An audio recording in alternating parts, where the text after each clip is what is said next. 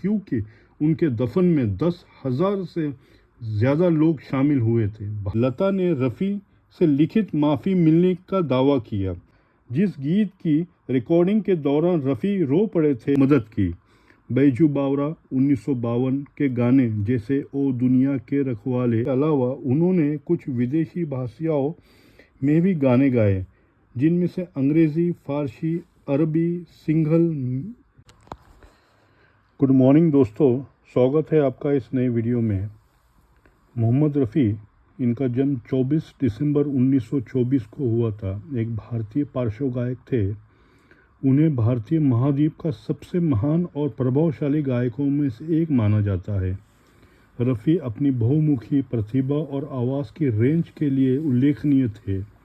उनके गीतों में तेजी पेपी नंबर से लेकर देशभक्ति गीत, दुख भरे नंबरों से लेकर बेहद रोमांटिक गाने, कव्वाली से लेकर गज़ल और भजन से लेकर शास्त्रीय गायन शामिल थे। वह फिल्म में स्क्रीन पर गीत को लिप-सिंक करके अभिनेता के व्यक्तित्व की शैली के अनुसार अपनी आवाज़ को ढालने की क्षमता के लिए जाने जाते थे।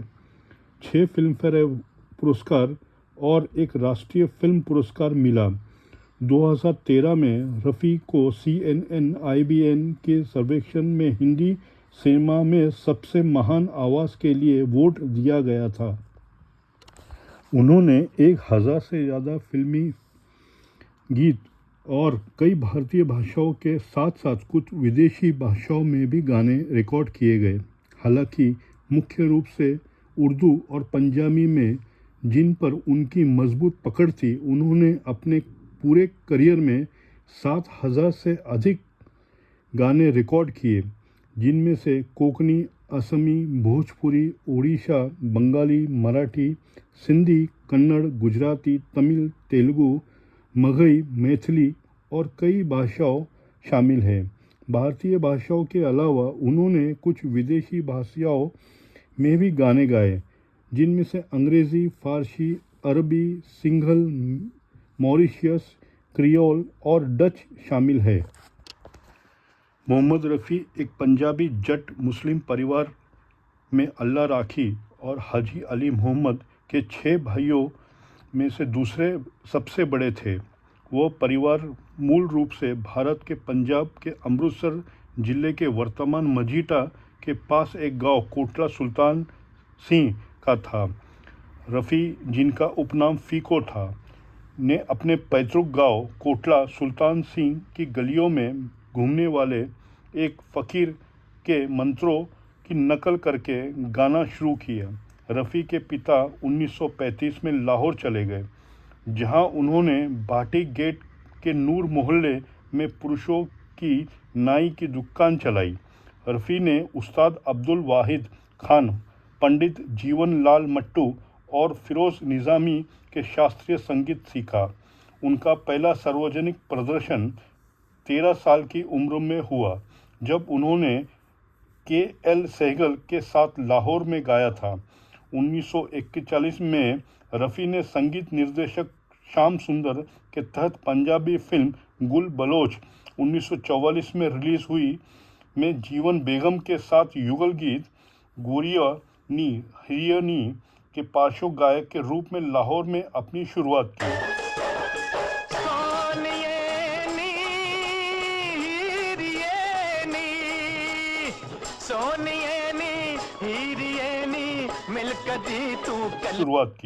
उसी वर्ष रफ़ी को all India radio Lahore station द्वारा उनके गाने के लिए आमंत्रित किया गया था। उन्होंने 1945 में गाँव की गोरी से हिंदी फिल्मों में पदार्पण किया। मुंबई में प्रारंभिक करियर 1944 में रफ़ी मुंबई महाराष्ट्र चले गए। उन्होंने और हमीद साहब ने भीड़ भाड़ वाले भिंडी बाज़ार इलाके में 10 गुना 10 फीट का कमरा किराए पे लिया। कवि तनवीर नकवी और उन्हें अब्दुल रशीद कारदार, महबूब खान और अभिनेता निर्देशक नज़ीर सहित फिल्में निर्माताओं से मिलवाया। श्याम सुंदर बम्बई में थे और उन्होंने रफ़ी को जी.एम. दुर्रानी के साथ एक युगल गीत गाने का अवसर दिया। आजी दिल हो काबू में तो दिलदार की ऐसी तैसी, गाँव की गोरी के लिए जो रफ़ी का हिंदी फिल्म में पहला रिकॉर्ड किया गया था गीत बन गया। उसके बाद अन्य गाने भी आए। नौशाद के साथ रफ़ी का पहला गाना ए.आर. कारदार की पहले आप 1944 से श्याम कुमार, अलाउद्दीन और अन्य साथ हिंदुस्तान के हम है था। लगभग उसी समय रफ़ी ने 1945 की फिल्म गाँव की गोरी के लिए एक और गाना रिकॉर्ड किया, अजी दिल को काबू में। अजी दिल हो काबू में तो, अरे दिल हो काबू में तो दिलदार। इस गाने को वह अपना पहला हिंदी भाषा का गाना मानते थे। रफ़ी 2 फिल्मों में नज़र आए। वो फिल्म लैला मजनू 1945 में, तेरा जलवा जिसने देखा, और फिल्म जुगनू 1947 में वो अपनी याद दिलाने को गाने के लिए स्क्रीन पर दिखाई दिए। उन्होंने कोरस के हिस्से के रूप में नौशाद के लिए कई गाने गाए, जिनमें से के.एल. सहगल के साथ फिल्म शाहजहां 1946 का मेरे सपनों की रानी रूही रूही भी शामिल है। रफ़ी ने महबूब खान की अनमोल घड़ी 1946 से तेरा खिलौना टूटा बालक और 1947 की फिल्म जुगनू में नूरजहां के साथ युगल गीत यहाँ बदला वफा का गाया। विभाजन के बाद रफ़ी ने भारत में ही रहने का फैसला किया और अपने परिवार के बाकी सदस्यों को बम्बई भेज दिया। नूरजहां पाकिस्तान चली गई और पार्श्व गायक अहमद रुश्ती के साथ जोड़ी बन गई। 1949 में रफ़ी को नौशाद, चांदनी रात, दिल लगी और दुलारी, श्याम सुंदर बाजार और हुस्नलाल भगतराम, मीना बाजार जैसे संगीत निर्देशकों द्वारा एकल गाने दिए। के.एल. सहगल, जिन्हें वो अपना पसंदीदा मानते थे, के अलावा रफ़ी जी.एम. दुर्रानी से भी प्रभावित थे। अपने करियर की शुरुआत चरण में वह अक्सर दुर्रानी की गायन शैली के अनुसार करते थे, लेकिन बाद में उन्होंने अपनी अनोखी शैली विकसित की। उन्होंने दुर्रानी के साथ हम को हंसते देख जमाना जलता है, हमको हंसते देख जमाना जलता है, चोर बनो या मोर यहाँ सब चलता, और खबर किसी को नहीं वो किधर थे। वो किधर को देखते हैं ये कौन जाने। बेकसूर 1950 जैसे कुछ गाने गाए। 1948 में महात्मा गांधी की हत्या के बाद हुस्नलाल भगतराम, राजेंद्र कृष्ण रफ़ी की टीम में रातों रात सुनो सुनो ए दुनिया वालों बापूजी की अमर कहानी गीत तैयार कर दिया था। सुनो सुनो ऐ दुनिया वालों बापू की ये अमर कहानी, वो बापू जो पूज है इतना जितना गंगा। उन्होंने भारतीय प्रधानमंत्री जवाहरलाल नेहरू ने अपने घर पर गाने के लिए निमंत्रित किया था। 1948 में भारतीय स्वतंत्रता दिवस पर रफ़ी को जवाहरलाल नेहरू से रजत पदक मिला। 1950 और 60 के दशक में रिकॉर्डिंग करियर। अपने शुरुआती करियर में रफ़ी कई समकालीन संगीत निर्देशकों के साथ जुड़े, जिनमें से सबसे उल्लेखनीय नौशाद अली थे। 1950 और 60 के दशक के अंत में उन्होंने ओ.पी. नैयर, शंकर जयकिशन, एस.डी. बर्मन और रोशन के साथ उस दौर के अन्य संगीतकारों के साथ काम किया। नौशाद के अनुसार रफ़ी उनके पास नौशाद के पिता की सिफारिश का एक पत्र लेकर आए थे। नौशाद अली के लिए रफ़ी का पहला गाना 1944 में फिल्म पहले आप के लिए हिंदुस्तान के हम है था। जोड़ी के लिए पहला गाना फिल्म अनमोल घड़ी 1947 में साउंड ट्रैक था।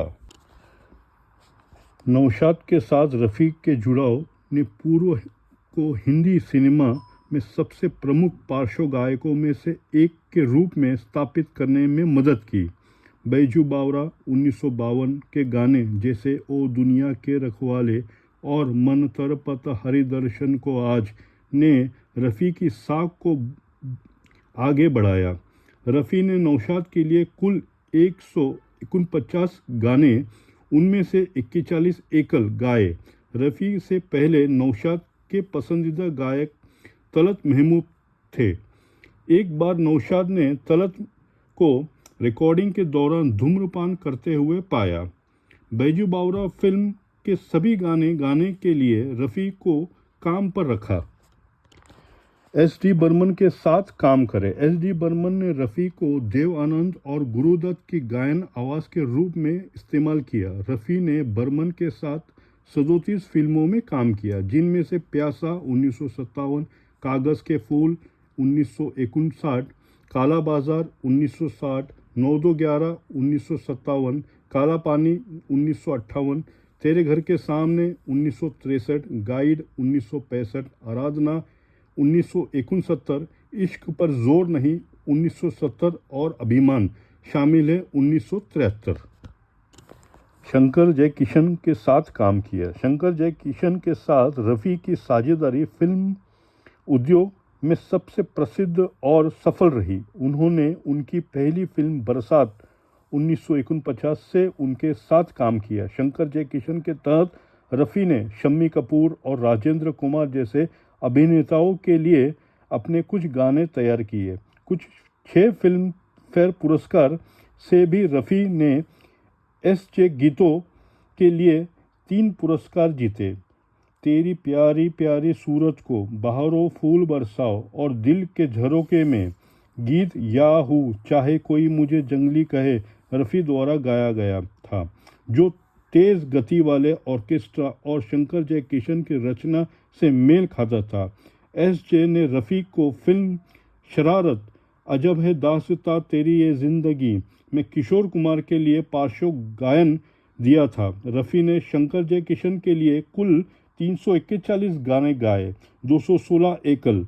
इस संयोजक की फिल्में आवारा, बूट पॉलिश, बसंत बहार, प्रोफेसर, जंगली, असली नकली, राजकुमार, सूरज, संगम, ब्रह्मचारी, आरजू, इवनिंग इन पेरिस, दिल तेरा दीवाना, यकीन, प्रिंस, लव इन टोक्यो, बेटी बेटे, दिल एक मंदिर, दिल अपना और प्रीत पराई, गबन और जब प्यार किसी से होता है।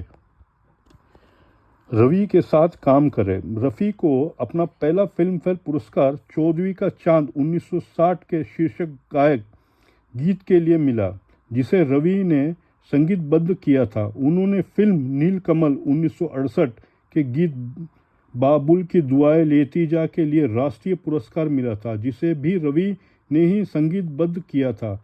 जिस गीत की रिकॉर्डिंग के दौरान रफ़ी रो पड़े थे, जिसे उन्होंने 1977 में BBC को दिए एक हस्ताक्षर में स्वीकार किया था।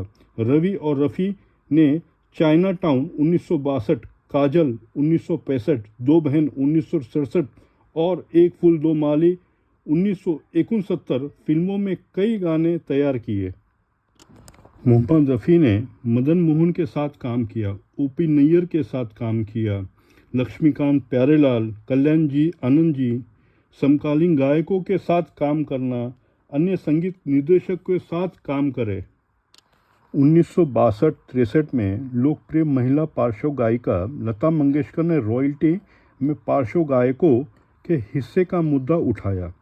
प्रमुख पुरुष पार्श्व गायिका के रूप में रफ़ी की स्थिति को पहचानते हुए वह चाहती थी कि फिल्म के निर्माता द्वारा चुनिंदा संगीतकारों को दिए जाने वाले 5% गीत रॉयल्टी से आधा हिस्से की मांग में रफ़ी उनका समर्थन करे। रफ़ी ने उनका पक्ष लेने से इनकार कर दिया, यह कहते हुए कि फिल्म निर्माता ने पैसे पर उनका दावा, गीत के लिए उनका दावा सहमत शुल्क का भुगतान किए जाने के साथ ही समाप्त हो जाता है। रफ़ी ने तर्क दिया कि निर्माता वित्त जोखिम उठाता है और संगीतकार गीत बनाता है, इसलिए गायक का रॉयल्टी के पैसों पर कोई अधिकार नहीं है।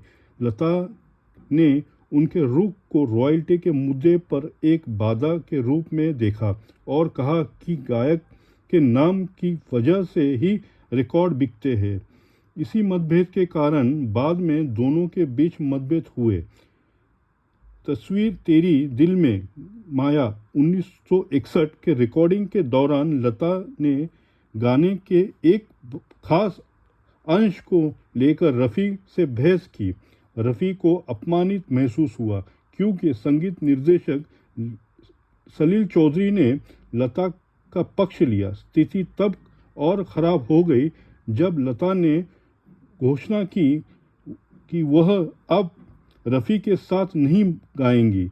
रफ़ी ने कहा कि वो लता के साथ गाने के लिए उतना ही उत्सुक थे जितना कि वह उनके साथ थी। बाद में संगीत निर्देशक जय किशन ने दोनों के बीच सुलह कराई। 25 सितंबर 1912 को टाइम्स ऑफ इंडिया को दिए एक इंटरव्यू में लता ने रफ़ी से लिखित माफ़ी मिलने का दावा किया। हालांकि मोहम्मद रफ़ी के बेटे शाहिद रफ़ी ने इस दावे को खारिज करते हुए इसे अपने पिता की प्रतिष्ठा को बदनाम करने वाला कृत्य कहा। 1970 के दशक में रफ़ी लंबे समय तक गले के संक्रमण से पीड़ित थे और उस दौरान एक संक्षिप्त अवधि के दौरान उन्होंने कम गाने रिकॉर्ड किए। हालांकि इस अवधि के दौरान उनका संगीत उत्पादन अक्षयप्रद काम था। रफ़ी ने अपने कुछ बेहतरीन और सबसे लोकप्रिय गाने गाए, जैसे कि ए दुनिया ए महफिल, गुलाबी आँखें, झिलमिल सितारों का आंगन होगा, कोई नजराना लेकर आया हूँ, आया रे खिलौने वाला, तुम मुझे यूं भुला ना पाओगे।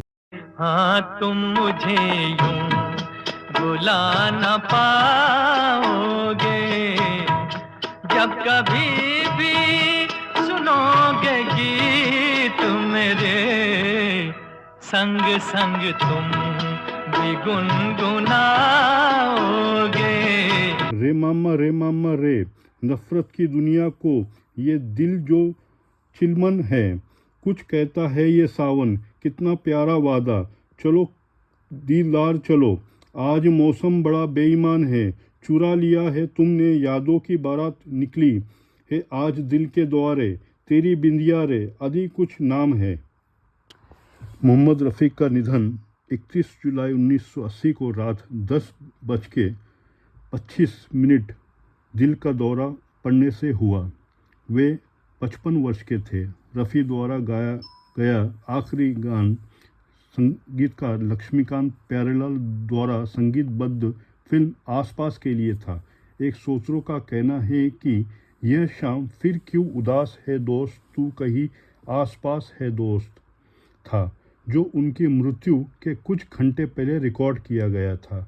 अन्य एक श्रोता का कहना है कि उन्होंने जो आखिरी गाना गाया था वह उसी फिल्म का शहर में चर्चा है था।